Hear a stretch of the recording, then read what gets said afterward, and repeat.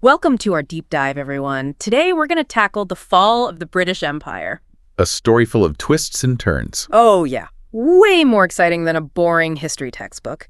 And I love the sources you've sent over. A real mix. We've got historical accounts, we've got personal letters, and we even have some poetry. Really paints a vivid picture, doesn't it? For sure. It's going to be quite a journey.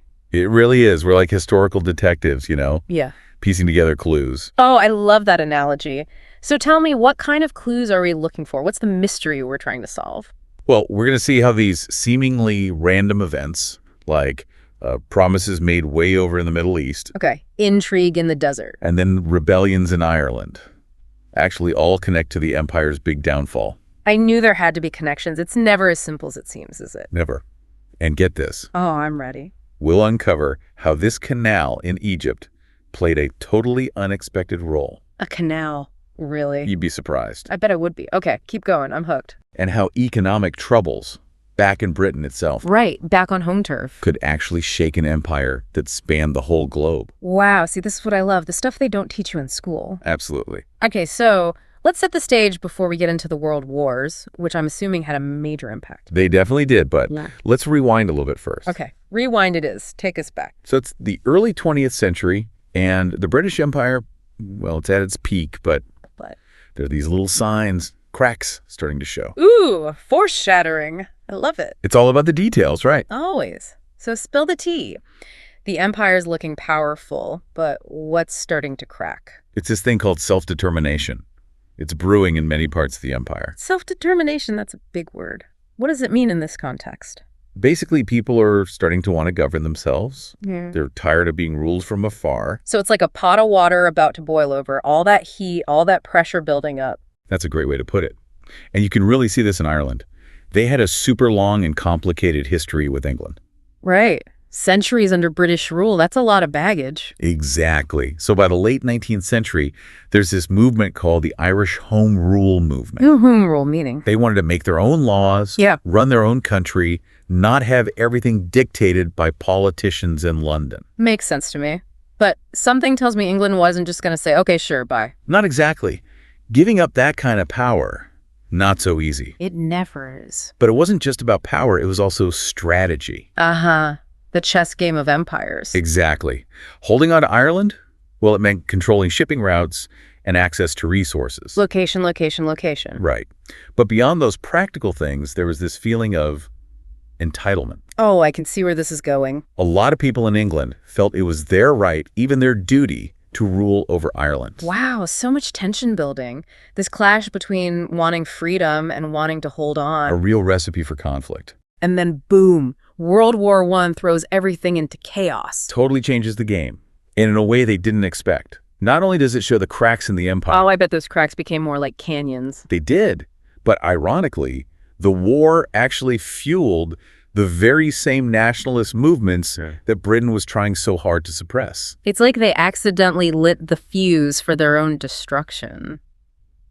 Okay, let's talk about the Middle East. Sounds like things got really messy there with a lot of promises made that maybe weren't kept. The Middle East, during World War I, well, it's a story of desperate alliances. Alliances forged in the heat of battle. Exactly. And let's be honest, some pretty shady deals too. The British, they were in a tight spot. They needed allies against the Ottoman Empire, and they were willing to do whatever it took to get them. Sounds like the political equivalent of by any means necessary. Pretty much. They entered these super secret negotiations with France, and that's where the infamous Sykes-Picot Agreement comes in. Sykes-Picot, that rings a bell. It's a big one. Imagine they're literally carving up the Middle East on a map, Oh no. dividing up territories with zero regard for the people who actually live there. It was a recipe for disaster, honestly. That sounds incredibly reckless, like playing Risk with real people's lives. It really was. Yeah. And while they're making these secret deals with France, they're also making promises to Arab leaders. One of the key figures here is Sharif Hussein ibn Ali, the ruler of Mecca. Okay, so Mecca, that's a huge deal in the Islamic world. Huge. And in these letters, called the Hussein McMahon Correspondence, the British pledged to support Arab independence in exchange for their help against the Ottomans. Ah, the classic quid pro quo. But I bet there was a catch. There's always a catch. Oh, there was definitely a catch. The wording in those letters was super vague, on purpose. Classic political maneuvering. It talked about recognizing Arab independence in some areas. Some areas. So convenient. Very convenient. They left those areas undefined so they could kind of wiggle out later. It meant they could claim they were honoring their promise. While simultaneously getting what they wanted. Wow, talk about playing both sides. No wonder there was so much mistrust and resentment brewing. Oh, yeah, it was a powder keg waiting to explode. But then, just when you think it can't get any more complicated, boom. Another twist. The Balfour Declaration hits in 1917. Balfour Declaration. Refresh my memory on that one. It's where the British government says they support the idea of a national home for the Jewish people in Palestine. Wait, so they're promising the same land to both the Arabs and the Jews. That's like setting up a collision course. You got it. It's like they were intentionally creating this massive problem for the future. But before we jump ahead to all that, Right.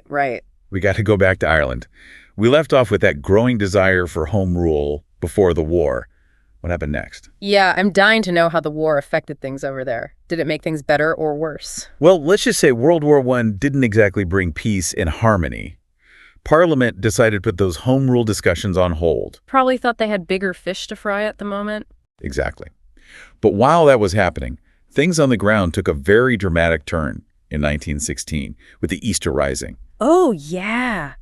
The Easter Rising, wasn't that what inspired Yeats's famous poem? You're thinking of Easter 1916. Yeah, a terrible beauty is born. Powerful stuff. It sounds incredibly intense, like something out of a movie. It was. Picture this. A group of Irish rebels, fueled by that burning desire for independence, they seize key buildings in Dublin. And they just come right out and declare an Irish republic. Yeah. Directly challenging British rule. Wow, that's a bold move. Talk about putting everything on the line. They were serious. But the British response? It was swift and brutal. They basically shelled the city. No way. Oh yeah, left much of Dublin in ruins. That's awful. They crushed the rebellion, but at a huge cost. Yeah, I can't imagine that went over well with the Irish people. It seems like the kind of thing that would backfire big time. That's exactly what happened. That heavy-handed response, and especially the executions of the rebel leaders, it just poured gasoline on the fire. Yeah, talk about making martyrs. Exactly. Irish nationalism just exploded after that. So the Easter Rising becomes this turning point, a symbol of resistance. Absolutely. A rallying cry for the future. And then what happens? Does Ireland just erupt into full-blown war? Basically. The Easter Rising, it was just the start. It kicked off years of guerrilla warfare between the Irish Republican Army, the IRA, and British forces. The IRA, a name that would echo through history. For sure. And this wasn't your typical war. Forget those big battles fought on open fields. The IRA, they used guerrilla tactics, ambushes, sabotage, hit-and-run attacks. So fighting a ghost, an enemy you can't quite grasp. Exactly. Made it almost impossible for the British to keep things under control. So we've got this brutal conflict raging in Ireland, and meanwhile, World War I is still raging across Europe. It's mind-boggling to think about it all happening at the same time. It was a lot to handle, to say the least. So how is the war itself affecting the British Empire? Think of it this way. It was a massive drain on their resources. Resources meaning? Everything. Money, manpower, you name it. Wow, I never thought about it like that. They were fighting this global war, trying to hang on to this massive empire, and dealing with uprisings. It was like spinning plates while riding a unicycle. No wonder they were feeling the strain. Oh, they were stretched thin, for sure. To pay for the war, they had to sell off assets overseas. Things like? Businesses, land, you name it. And they went deep into debt. To whom? Mostly to the United States. Their economy was in rush shape, and the war really showed how much they relied on their colonies. For everything. Resources, soldiers, the whole works. It's kind of ironic, isn't it? How so? They're fighting this war to defend their empire, but by doing so, they're actually weakening it from the inside. Ah, I see what you mean. It's like a self-inflicted wound. It really is one of those historical paradoxes. And here's another one. Lay it on me.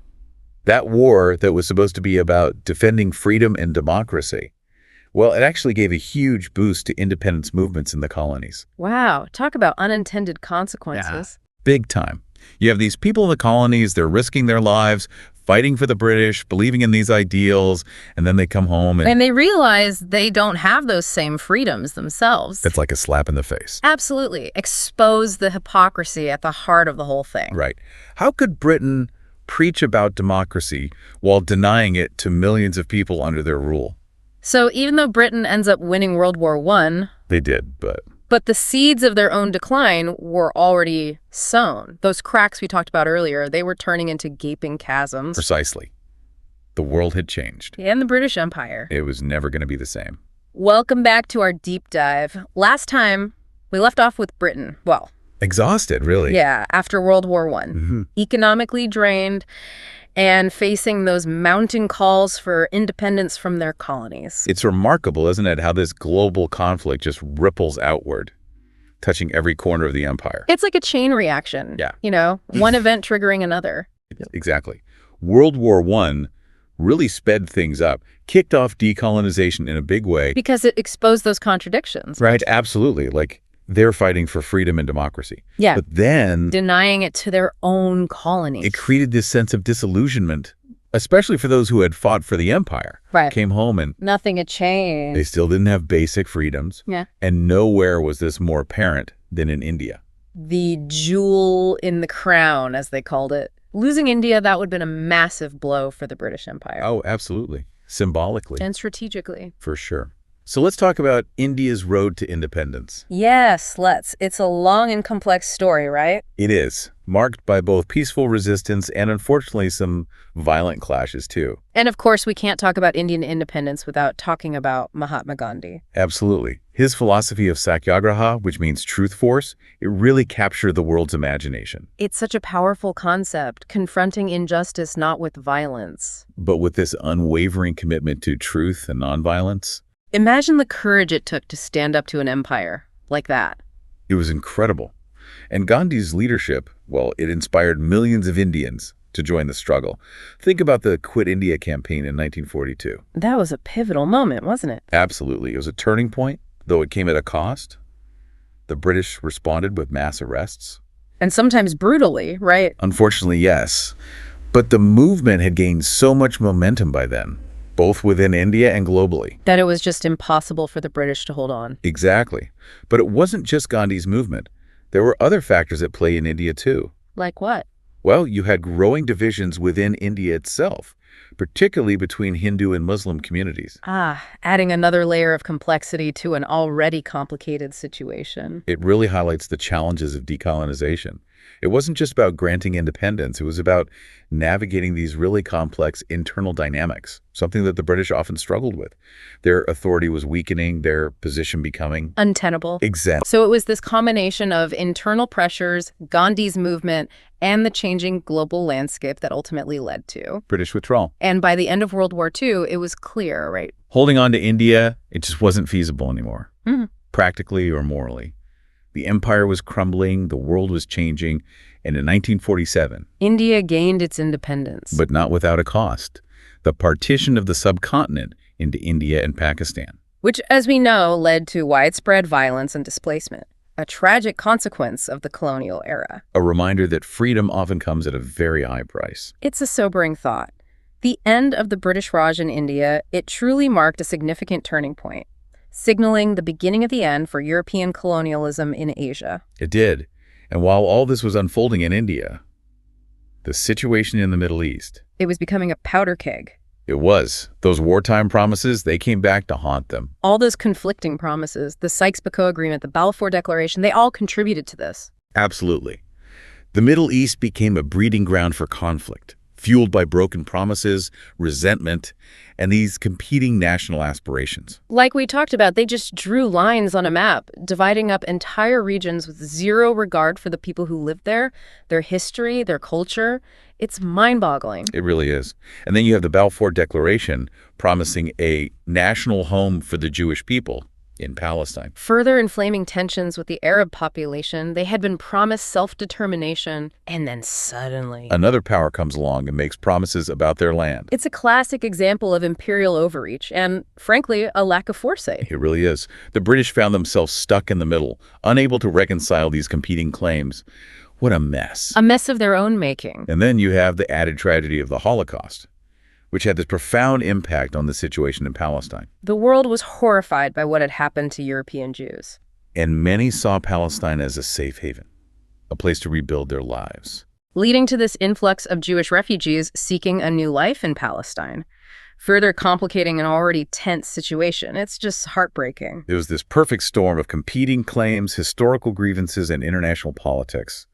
And the British, well, they were facing mounting pressure from all sides. So what did they do? I have a feeling I know the answer. They washed their hands of the whole thing. In 1947, they handed the problem over to the brand new United Nations.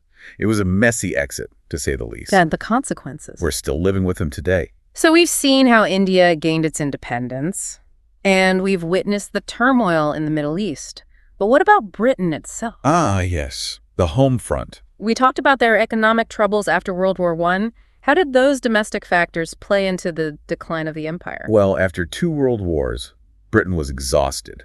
Economically and psychologically, they'd poured everything into these conflicts, depleted their treasury, incurred massive debts, lost their industrial dominance. A far cry from the nation that had once ruled a quarter of the globe. It was. And it wasn't just external pressures. It was internal weaknesses, too, eating away at the very foundations of the empire. The wars had forced them to sell off overseas assets. Their economy was struggling, shortages, rationing, declining living standards. It was tough. And on top of those economic woes, there was this growing sense of disillusionment with the idea of empire itself. The war had forced them to reevaluate their priorities. People were more focused on rebuilding their own lives, creating a more just and equitable society at home. The allure of empire had faded. And public support for maintaining these colonies was dwindling. It's amazing how attitudes can shift like that. The world was changing. Britain was changing. The rise of human rights discourse, the horrors of the Holocaust, and a growing awareness of the injustices of colonialism. All of these things contributed to this shift in public opinion. Holding on to colonies by force just wasn't acceptable anymore. So they were facing all of these challenges. Economic woes, social unrest, shifting public opinion, and the unstoppable force of nationalism in their colonies. How could they possibly hold on? They couldn't. It was only a matter of time before this once mighty empire crumbled under the weight of these converging forces. The British Empire, as it had existed for centuries, well, it was coming to an end. It's such a fascinating story, isn't it? A reminder that empires, no matter how powerful they seem, they're not invincible. They rise and fall, shaped by all of these historical forces, internal and external. And the decline of the British Empire offers valuable lessons about the limits of power, the complexities of colonialism, and the human desire for self-determination. Welcome back to our deep dive. It's been quite the journey. It has. From those rebellions in Dublin to Gandhi's movement in India, we've seen how this empire that once seemed so powerful started to unravel. So many factors at play. It's fascinating. And now we're in the mid-20th century. The world is changing fast. So what happens to the empire in this new landscape? Things were never going to be the same. After the war, yeah, decolonization movements, they were popping up everywhere. All across Asia, Africa, the Caribbean. Exactly. Those colonies that were once seen as crucial for British power, they started to be viewed as more of a burden. Financially and morally. Exactly. And with the rise of the United Nations. Right, a whole new world order. That emphasis on self-determination, human rights, it put a ton of pressure on colonial powers to let go. So the empire had to adapt. Or become a relic of the past. So what did that adaptation look like? Did they just wave goodbye to all their colonies overnight? It wasn't quite that simple. It was a gradual process, messy at times. I can imagine. Some colonies, like India, they got independence through a mix of peaceful resistance and political negotiations. But others? Others, like Kenya and Malaya, they experienced violent uprisings. They had to fight for their liberation. It really depended on the specific circumstances. So many different paths to independence. Each colony had its own story. Some were more willing to let go than others. But one thing was clear. The British Empire was shrinking. A new world order was emerging. Based on national sovereignty, self-determination. And as the empire lost its colonies, what about Britain's role in the world? Did they just retreat into isolation? Well, they knew their days of global dominance were over. They had to find new ways to exert their influence. Adapt or die, right? Pretty much. One interesting development was the Commonwealth of Nations, this voluntary association of former British colonies and dominions. So even as they were letting go, they were trying to maintain those connections. It was a new framework for cooperation, partnership, and beyond the Commonwealth. Yeah. Britain forged strong ties with the United States, became a key player in the Cold War. So from a vast global empire to a key player in this new global system. Defined by alliances, ideological conflicts. A remarkable transformation. It really is. It makes you think about the legacy of the British Empire. What did it leave behind? It's complicated. No denying the negative impacts of colonialism, the exploitation, the injustices, scars that still haven't healed in many parts of the world. Yeah, the dark side of history. But there's also the impact on language, law, culture, institutions. The British Empire, it left its mark. It's a reminder that history is rarely black and white. Full of nuances, contradictions. Well, this deep dive has been incredible. It's made me think about how power shifts, the complexities of history, and the strength of people fighting for their freedom. It's a story that still resonates today. It really does. Thanks for guiding us through it all. And for our listeners, we hope you've enjoyed this journey through the decline of the British Empire, a story filled with intrigue, conflict, and ultimately the triumph of the human spirit. Who knows, maybe it'll inspire you to do some exploring of your own.